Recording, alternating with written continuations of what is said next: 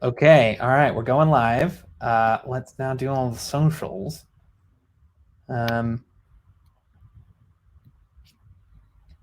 Do my some socials? Are we live?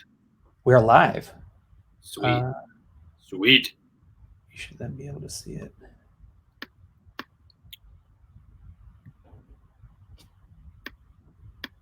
Oh, I just got notification.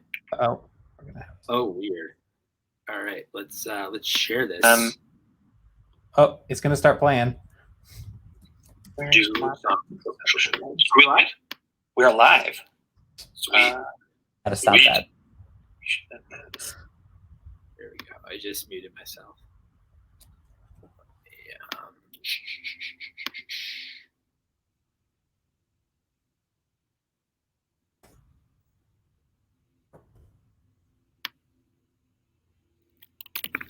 Okay. Excited to go on Rob's show.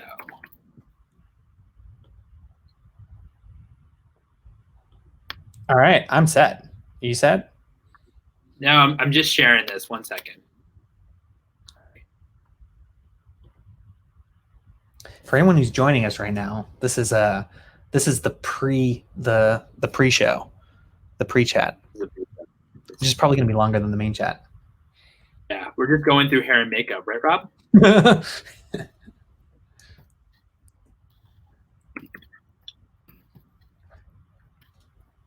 Robert. We'll do it live. We'll do it live. Yeah. Screw it. We'll do it live.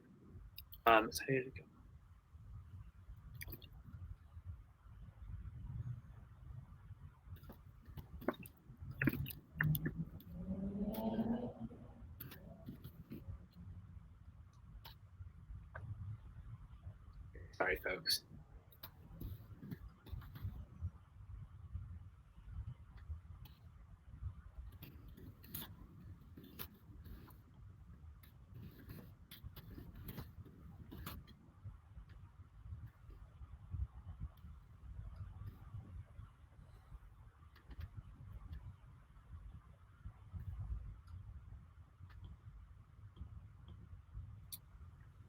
All right. All right. Okay. So rehearsal done. Yeah. All right. Hey everyone. Thanks very much for bearing with.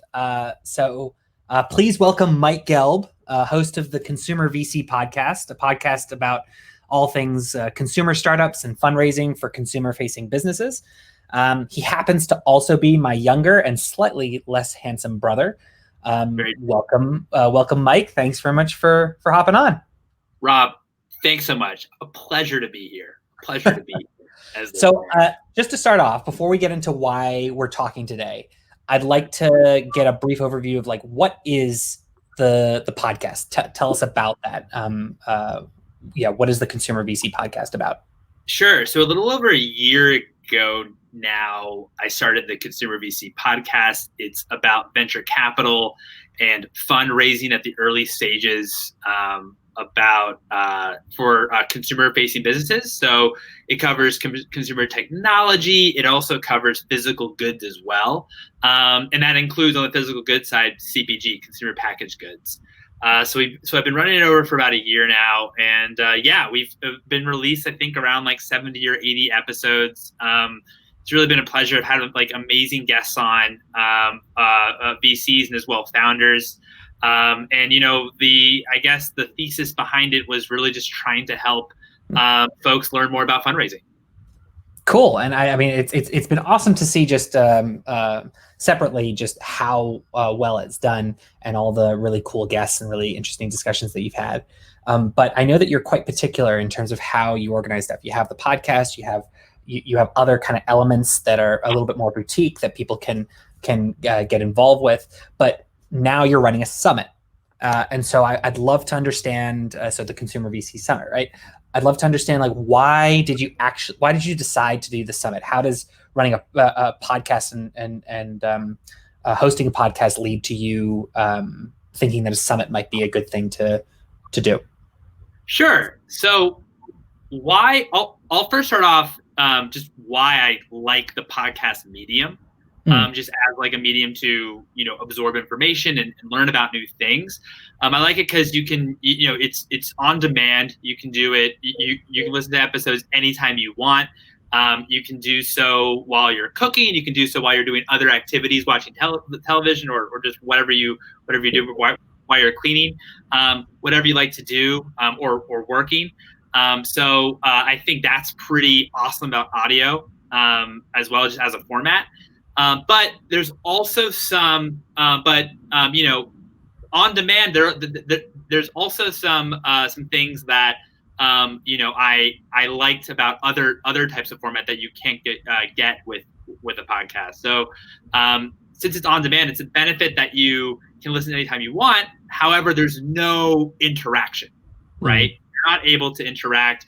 It's not like radio where you could call in and interact with folks that are listening and have them even ask questions, right? That would all have to be live.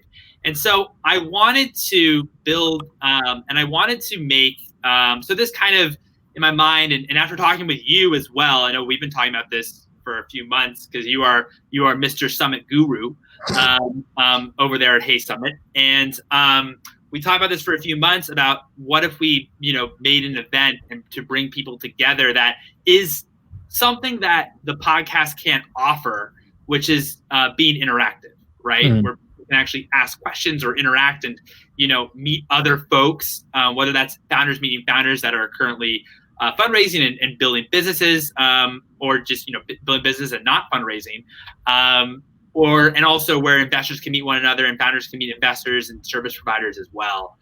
And so this kind of all came together as what originally actually was planned to be a 2-day event, but Mark and I've been working with Mark Nathan, who's incredible, and we had so many ideas for different panels and topics that this moved, and there was a lot of buzz behind it that we moved it from a 2-day to a 3-day event. But really, to be honest, it's much more about the interactive pieces that you can't get in an audio format or in a podcast format, rather. So the summit it's about the same subject matter. Like what specifically is it about that maybe departs from the podcast, or does it not? Is it all just around consumer VC? Great question, Rob. So the Consumer VC podcast, it's a little bit more broad. So the consumer VC tackles both technology type businesses that are consumer facing. So that could be a B2C SaaS business. It could be a consumer marketplace type business, but software type businesses, and also, but it also focuses as well on physical goods type businesses. And within physical goods, there's quite a bit of material or content that evolves around consumer packaged goods. So this is going to be around consumer type of goods and how we've broken that down, specifically the summit. So it's going to be a lot more targeted. It's going to be specifically around the beauty and personal care space, food and beverage space, cannabis, sustainable and functional apparel. So those are kind of like the 4 main categories, I would say, that we're evolving the summit around, and really how we think about it, and really trying to help both founders and investors come together within those industries. So like one gets the sense sometimes that, or at least from doing my very basic reading, that VCs and CPG VCs are sometimes a bit different, and the focus and the way in which a VC would evaluate a business in CPG would be very different than like a social network or a B2B business. Do you find that the fact that you're narrowing it is relatively narrow in terms of where you're focusing on? Were you debating originally between doing a broader summit just around consumer in general, one, and then two, if that was the case, do you think that focusing it as you've done has meant that it's been more exciting for the target audience? Yeah, I mean, first of all, that's another great question, Rob. But what we were over, yeah, always. The more handsome Gelb is just throwing out great questions all day. But I think why I chose, I would say to start off with why I chose CPG and made it targeted. I feel like when folks think about venture capital, it's much more about software. It's much more about like when I think about when I first thought about technology, venture capital, I really thought about like enterprise type businesses, and I felt like a lot of content that I was digesting was about software, so or enterprise and software, and so I think the reason why I chose, at least for this first one, to do it around CPG specifically is because I still think that it's an area that's not as covered as much. And listening back from listeners from the show, it's quite a few CPG folks that are building in the CPG space in some capacity. For them, it was really beneficial hearing from these investors and really understanding or navigating what these investors invest in. Because that was, I guess, the principal reason why I chose specifically CPG. And I think, as we've talked about a bunch, I do think that when you get more targeted or more niche, then I think that you're actually able to have a lot deeper and more impactful conversations. And so that's something that certainly I paid attention to as well. So yeah, thanks so specifically, like aside from those who might be interested in the space, who is this summit for? Is it are there specific targets who you're reaching out to, or personas that you've designed this to appeal to? Yeah. So I would say there's four different personas. So there's either investors in the space that want to learn from other investors and also want to interact with founders as well, and network, and listen to our great panels and discussions.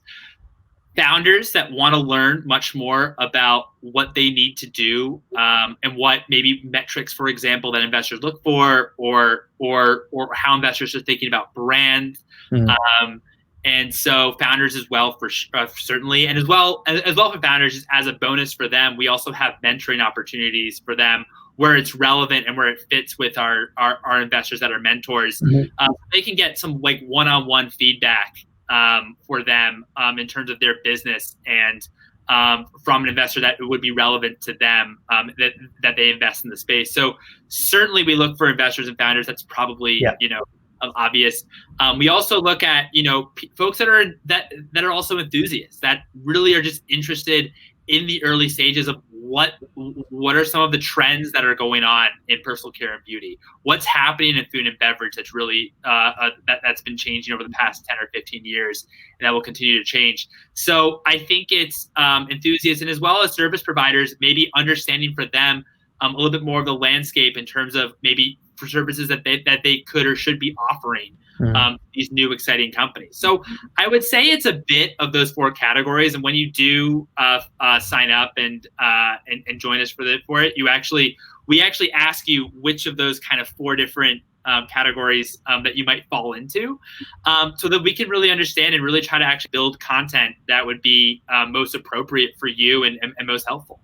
Well, so we have a couple of comments coming in, and so Sydney Chasen, hey Sydney, I hope you're doing well. So Sydney's saying that it sounds like a great idea, and I guess for consumer founders like you, Sydney, it probably is a great idea, or a great kind of place to check out, or event to check out. I guess one question I had is about formats, and you were talking very before about how it's a very different type of format to podcasts, and it lends itself very well to that.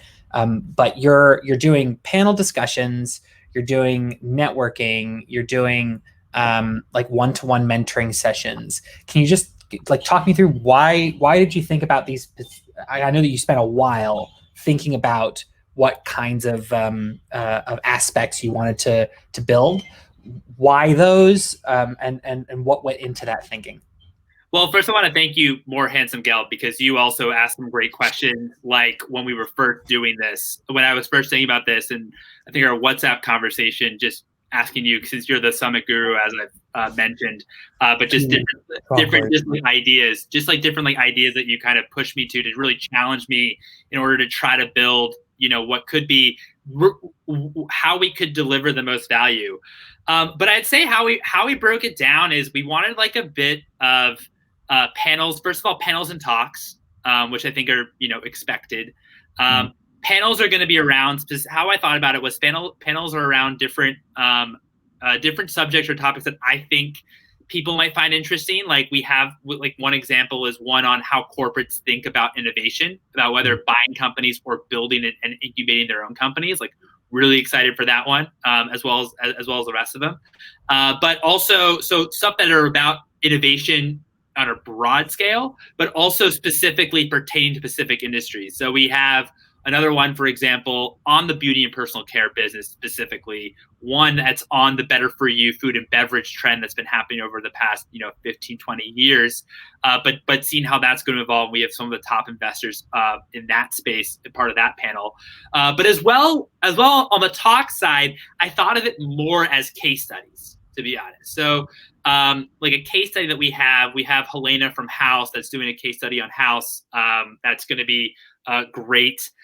We have on the growth side, we have Stephen Vigilante from Olipop, which is a really, really cool, innovative beverage company that's trying to replace the healthier version. We're trying to be like the healthier version of the Cokes and the Diet Cokes of the world. And it's really interesting how all the success they have.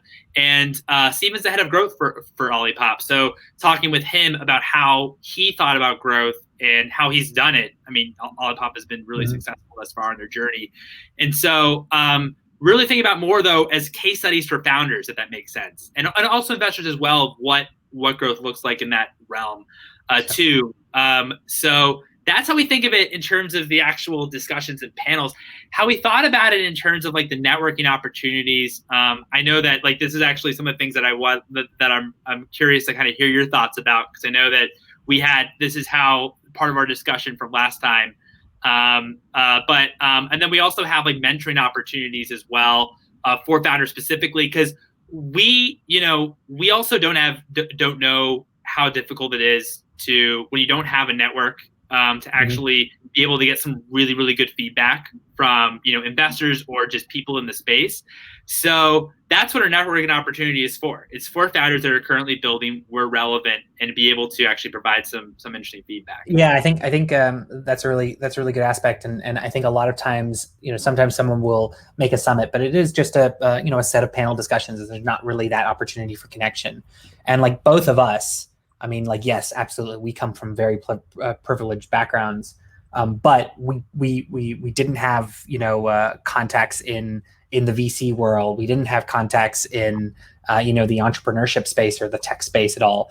And the amount of second guessing that you do when you don't have a lot of opportunity to just get sense checks, get that validation is it's hard. And so any kind of opportunity to allow people that don't necessarily have a network to at least start building that network is pretty crucial. So yeah, that sounds really exciting. Yeah, no, it's great. And I wanted to kind of flip it over as well and ask you a couple questions. I know that we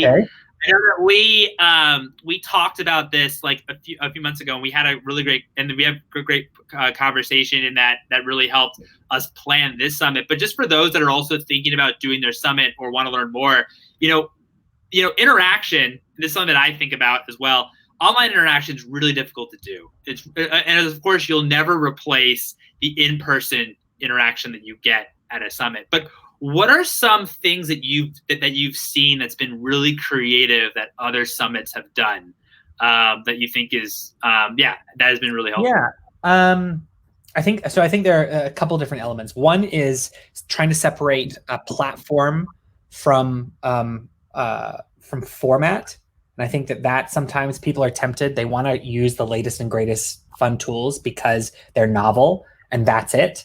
Now, I'm just about to tell you why that is it, but you're also able to have very engaging experiences using platforms like Zoom or typical webinar platforms. So one aspect that I would definitely encourage is for people who are thinking about wanting to encourage interaction, but not necessarily using some of these other tools, is to learn a little bit about how to facilitate a conversation or facilitate a webinar in ways that are engaging.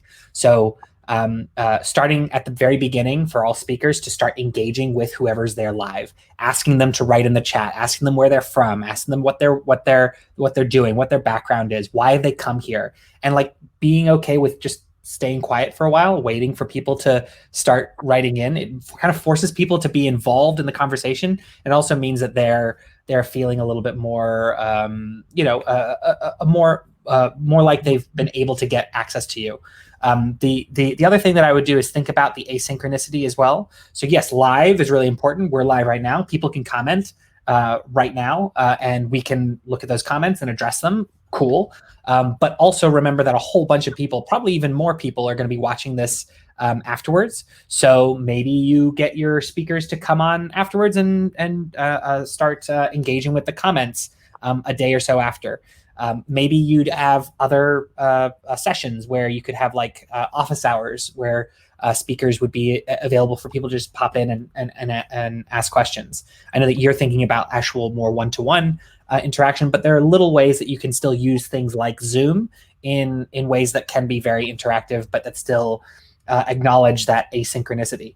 And then the flip side is you can use cool new tools. So I think Remo, for example, is great at this kind of stuff, especially live when you're talking about getting a whole bunch of people in to a room and talking with each other. Stuff like Remo or AirMeet or Hopin or some of these other tools like that. Those are very helpful. The kind of speed dating, the virtual speed dating, a lot of people find kind of naff and and silly, but at the same time very effective. And so there's some cool platforms like Icebreaker, I think is a really elegant, a really good one for that kind of stuff. Run the World, run some more kind of, they do some more fun cocktail party type things. And there are a bunch of others. So I think that if people are thinking about, well, I need to have everything, first off, try and think about, like, as you've done, like, what is the end goal? The end goal is I want someone who does not have a network to be able to meet with an investor and just get a sense check or get some feedback about something. All right, so what's the best way to do that? Is it by using a whole nother platform in order to facilitate that, or is it about tweaking the way in which, or the schedule, or the manner in which you are the tools that you're already using to a better, in a more efficient way?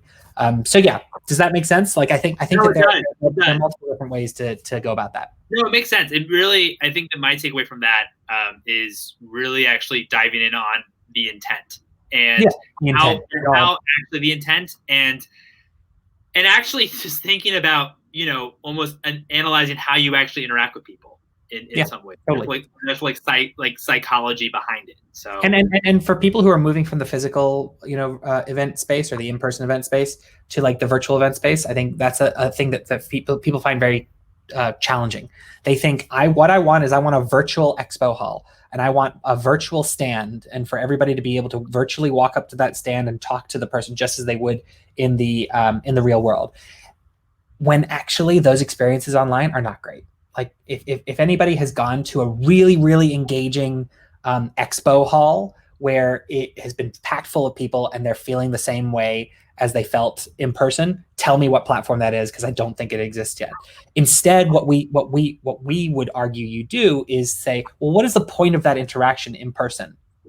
And try and figure out, well, what is the point? And then try and replicate that point. What is the purpose of that interaction? Try and replicate that in ways that take advantage of the fact that we are in front of screens.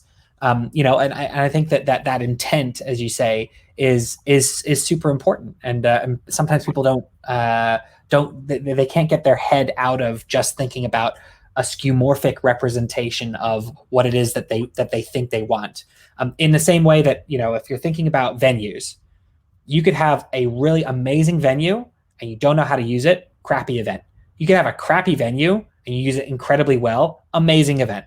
People don't care, they love it. So it's not necessarily about the method, it's about how you use it, as long as that method is able to satisfy the fundamental intent that you're trying to work towards. I think that's really helpful. Thank you. What was that I remember because I know you and I both love trying these new ways to interact. Remember you sending me one about like I think 2 months ago that we used, and you're like in a room and then you can walk around the room. What was audio only? Was it audio only? Yes, it was audio only. Yeah. So it's called High Fidelity, and people who watched us like live before probably remember or know that I quite like High Fidelity. But yeah, High Fidelity is a really interesting tool because yes, it's a novelty, but it introduces a different type of dynamic that allows you to have different types of experiences. So like, when would you use Remo versus when you would use High Fidelity? They on the surface might seem rather similar. You have a bunch of people in different areas talking to each other, but they're quite different, and they're really good for different things. For Remo, it's video, and you're able to go from conversation to conversation and join the video call. So that's really, really good if you want to have discussions, if you want to have more directed conversations. But High Fidelity is very relaxed, but there's no video. And it uses bi-directional audio, some fancy set of technology to let you know if somebody's approaching and from what direction. And so that means like we've had conversations, we've had like team hangouts in High Fidelity where someone can like wander over to a conversation that's already happening, not interrupt that conversation, which is usually what would happen in like Remo, because someone would be jumping in the room and you'd all pause and wait for that person to get connected and then say hello. So you in High Fidelity, you can kind of like lurk a little bit easier and kind of start absorbing things without disrupting the conversation. So like they're different kinds of use cases. Yeah, it's a good example of one. No, I really appreciate that. That's awesome. That's really cool. Yeah. Well, cool. Rob, thanks so much for coming on. Thanks so much y'all for having me. Yeah, this has been fun. For those of you who are interested in all things consumer VC, please make sure that you go to check out the Consumer VC Summit. You can get there by going to summit.theconsumervc.com. The link is also in the description. Yeah, good luck, Mike. When is it again? It's October 13th through 15th. So it's going to be 3 days of panels, talks, mentoring opportunities for founders, and networking events. Cool. Awesome. Well, looking forward to it. Thank you. See ya. And we're so happy to be being hosted on Hey Summit. Of course. If you were hosted anywhere else, we would have words. All righty. See ya. Right. See ya, Rob. Bye.